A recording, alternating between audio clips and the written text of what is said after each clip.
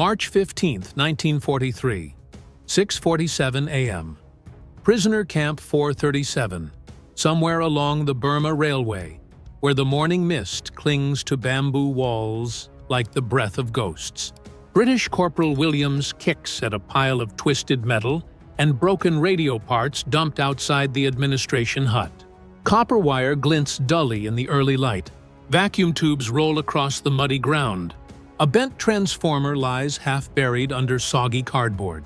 "It's just scrap," he mutters to the Japanese prisoner standing nearby, a thin man whose engineer's eyes see something entirely different. "Bloody useless rubbish from the last transport. Chuck it in the pit with the rest." The prisoner bows slightly, picks up a piece of the discarded metal, and examines it with the kind of attention that comes from desperate necessity. His name is Kenji Nakamura, though the guards only know him as Prisoner 4471.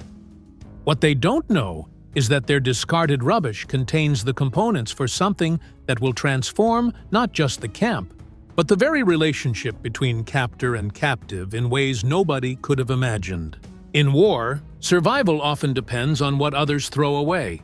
While commanders focus on grand strategy and soldiers worry about ammunition, life and death sometimes hinge on the value hidden in the overlooked, the dismissed, the apparently worthless. The Burma Railway stretched across some of the most unforgiving terrain in Southeast Asia, built with forced labor under conditions that killed thousands.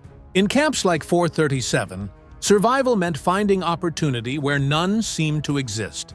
The morning Corporal Williams kicked that pile of scrap metal. The camp's electrical system had been failing for weeks. Medical equipment sat useless without power. Communication lines remained dead. The single generator reserved for guard facilities consumed fuel too precious to waste on prisoner quarters. In the official logic of wartime resource management, prisoner comfort ranked far below operational necessity. But what happens when prisoners possess technical knowledge that transcends the artificial boundaries of conflict? Kenji had graduated from Tokyo Imperial University with a degree in electrical engineering just months before the war began. Before conscription changed his trajectory from laboratory to battlefield, he had designed power systems for industrial complexes across Japan. Now, emaciated and dressed in tattered prison clothing, he possessed technical skills that his captors couldn't recognize, much less value. The irony was profound. The guards who dismissed the scrap metal lacked the expertise to understand what they were discarding. Standing in that muddy compound, Kenji saw possibilities that military training had never taught the British guards to recognize. Those twisted copper wires could be straightened and reconfigured. The vacuum tubes, though cracked, might still function with careful handling. The transformer, bent but not broken, could be repaired with patience and improvisation. What Corporal Williams saw as worthless debris, Kenji recognized as the foundation for something extraordinary. The camp infrastructure reflected wartime priorities that left prisoner welfare as an afterthought. Built hastily to support railway construction, the facilities suffered from chronic power failures that made basic survival increasingly difficult. Medical treatments requiring electricity became impossible. Communication with other camps ceased when radio equipment failed. Even the minimal lighting that allowed prisoners to navigate the compound after dark disappeared when the last functioning bulbs burned out. But within this system of neglect lay an opportunity that required both technical knowledge and extraordinary courage. Kenji began observing the discarded materials with the methodical attention of an engineer solving a complex problem. Each piece of scrap represented a potential component in a larger system that could address the camp's power crisis. The challenge was not just technical, but social. How could prisoners implement improvements without triggering suspicion from guards who viewed any prisoner initiative as potential subversion? The answer required recruitment of collaborators who understood both the technical possibilities and the political risks. Kenji approached Hideo Yamamoto, a former automotive mechanic whose mechanical intuition complemented Kenji's electrical expertise. Together, they identified Akira Sato, a communications specialist whose knowledge of radio technology would prove essential for the project they were beginning to envision. That first night, after the guards had completed their final inspection and withdrawn to their quarters, Kenji carefully examined each piece of discarded material by moonlight. The copper wire, though tangled and dirty, retained its conductivity. Several vacuum tubes showed no obvious damage to their filaments. Most importantly, the transformer's core remained intact despite its bent housing. These components, combined with bamboo housing and improvised connections, could form the basis for a functioning electrical system. The three men established their workshop in an abandoned latrine that had been condemned weeks earlier due to structural damage. The location provided both concealment and access to the camp's drainage system, where they could run concealed wiring without detection, working by touch in absolute darkness. They began the painstaking process of salvaging usable components from the scrap pile and preparing them for integration into a larger system. Initial experiments focused on generating basic electrical current using salvaged materials and human power. Hideo constructed a hand-cranked generator using bicycle parts recovered from a destroyed transport vehicle. Akira developed a rudimentary voltage regulation system using resistors fashioned from graphite and clay. Kenji designed the overall circuit architecture that would eventually distribute power throughout their section of the compound. The first breakthrough came 3 weeks after they began their secret project. Working in shifts to maintain continuous power generation, they succeeded in producing enough electricity to illuminate a single improvised bulb constructed from salvaged filament and a glass medicine bottle. The light was dim, flickering, barely adequate for reading, but it represented proof that their concept could work on a larger scale. Have you ever seen treasure in what others call trash? Have you considered how genius might hide in the most unlikely places, waiting for someone with the vision to recognize its potential? Building confidence from their initial success, the three engineers expanded their operation to include additional collaborators who could help with both construction and concealment. They recruited prisoners with complementary skills: a carpenter who could construct bamboo housings, a cook who had access to materials that could serve as electrical insulators, even a physician who understood which medical equipment most urgently required electrical power. The expanded team worked in carefully coordinated shifts that minimized the risk of discovery while maximizing productive time. During daylight hours, when guard supervision was most intensive, team members performed normal work assignments while mentally cataloging additional materials that might prove useful for their electrical project. After dark, they gathered in their concealed workshop to continue construction and testing. The technical challenges required constant improvisation and creative problem-solving that pushed their engineering skills to their limits. Creating reliable electrical connections without proper tools meant fashioning wire nuts from bamboo fiber and clay. Developing adequate insulation for exposed wiring required experimentation with materials ranging from tree sap to cloth strips soaked in various organic compounds. Every component had to be constructed from materials that would appear worthless to casual inspection. Their first major success powered a radio receiver that allowed them to monitor Allied broadcasts and gather information about the war's progress. The psychological impact of reconnecting with the outside world proved almost as valuable as the technical achievement itself. Prisoners who had felt completely isolated suddenly possessed access to news that helped them understand their situation within the larger context of global conflict. But the most dramatic transformation occurred when they successfully powered medical equipment in the camp's primitive infirmary. Electric lighting allowed the camp physician to perform procedures that had been impossible in darkness. A salvaged heating element provided sterilization capabilities that dramatically reduced infection rates. Most importantly, an improvised communication system allowed medical emergencies to be reported immediately rather than waiting for the next scheduled guard inspection. The improvements in medical care began producing results that even the guards couldn't ignore. Prisoner mortality rates, which had been climbing steadily due to disease and malnutrition, began to level off and then decline. Injuries that might have proven fatal in darkness could now be treated under adequate lighting.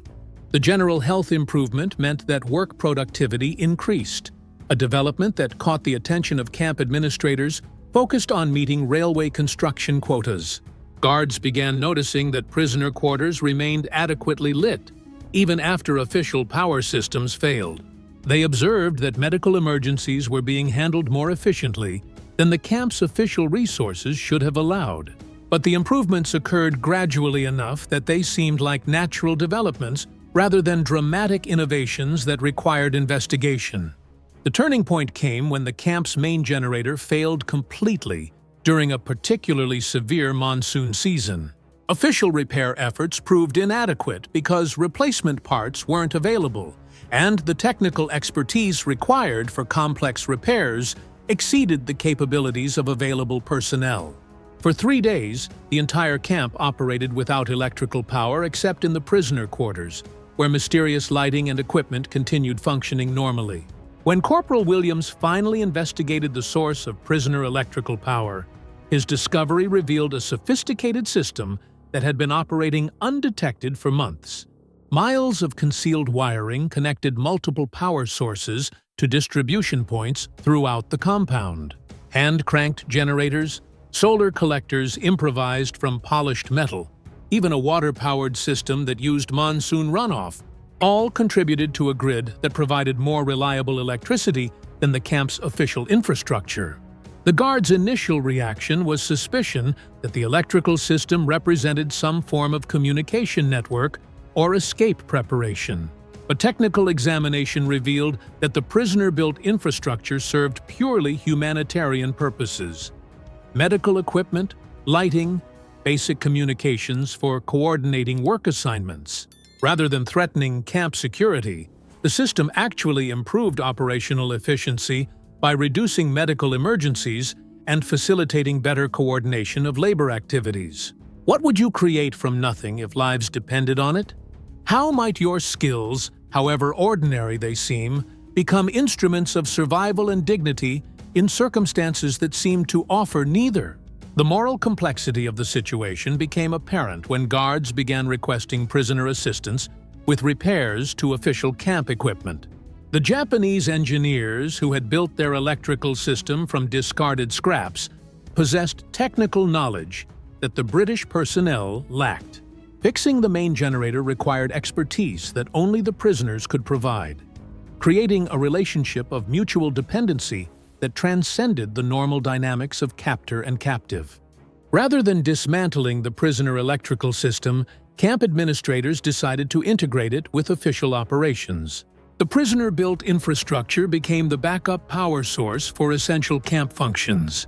Japanese engineers were assigned to maintain and expand the electrical grid, working alongside British personnel in a collaboration that would have been unthinkable under normal military protocols. The transformation affected relationships throughout the camp in ways that extended far beyond technical improvements. Guards who had previously viewed prisoners as faceless labor began recognizing individual expertise and skills. Prisoners who had felt completely powerless discovered that their technical knowledge gave them value that transcended their military defeat. The electrical system became a bridge between two groups that military conflict had defined as eternal enemies. Medical outcomes improved dramatically, as electrical power enabled previously impossible treatments. Communication systems allowed better coordination between different sections of the camp, reducing conflicts and inefficiencies that had previously created tension between guards and prisoners. Even morale among both groups improved as the shared electrical infrastructure created common interests that bridged national and cultural divides. Post-war testimonies from survivors revealed the full impact of what began as 3 men examining discarded scrap metal. The electrical system they built saved dozens of lives through improved medical care. It prevented numerous conflicts by enabling better communication and coordination. Most importantly, it demonstrated that technical competence and human ingenuity could create bridges across boundaries that political conflict had established as unbridgeable. Kenji Nakamura survived the war and returned to Japan, where he became a prominent advocate for international technical cooperation and humanitarian engineering. In interviews conducted decades later, he consistently emphasized that the most important discovery in that Burma prison camp wasn't technical, but human.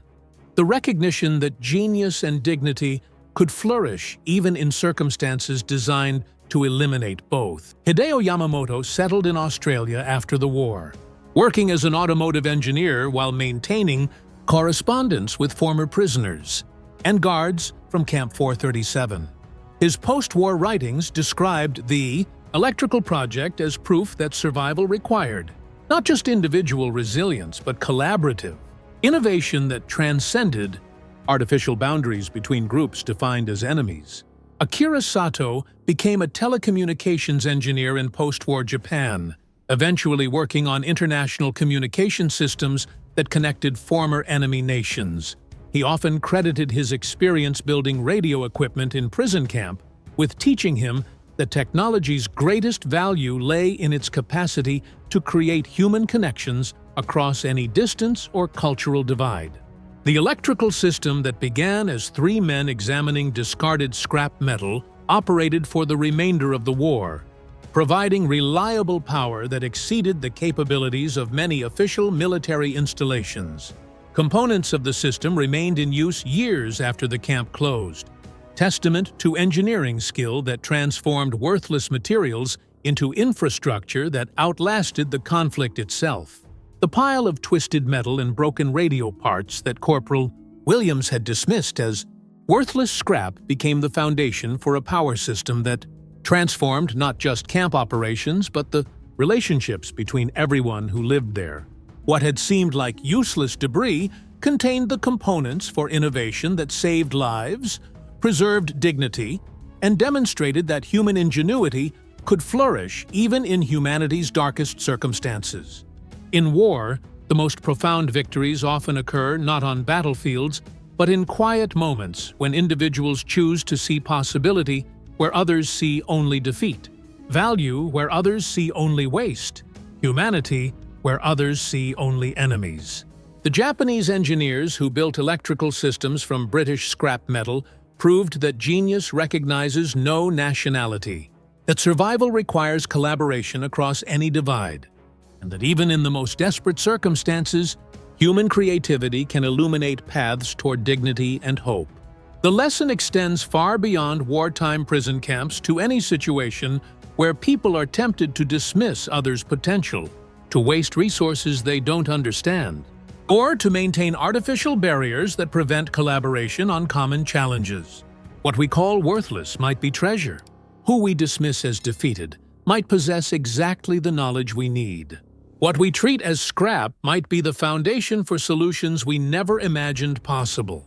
If stories like this remind you that human ingenuity can transform even the most desperate circumstances, that technical knowledge can become a bridge across any cultural divide, that what seems worthless often contains exactly what we need most, then perhaps there are other moments of unexpected brilliance worth remembering, worth honoring, worth carrying forward into whatever challenges require us to choose between dismissing others' potential and recognizing the genius that exists everywhere, waiting for someone with the vision to see treasure in what others call scrap.